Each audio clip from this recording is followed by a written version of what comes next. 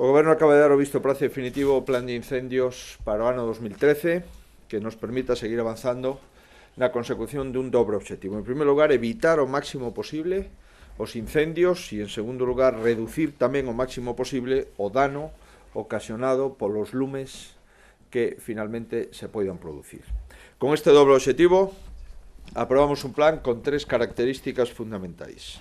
En primeiro lugar, mantemos cun lixeiro incremento o dispositivo de extinción de incendios con respecto ao ano pasado, que chega ata 7.000 persoas. En segundo lugar, introducimos algunhas melloras organizativas e técnicas, como a incorporación como experiencia piloto de cámara de infravermellos nos helicópteros e globos aerostáticos.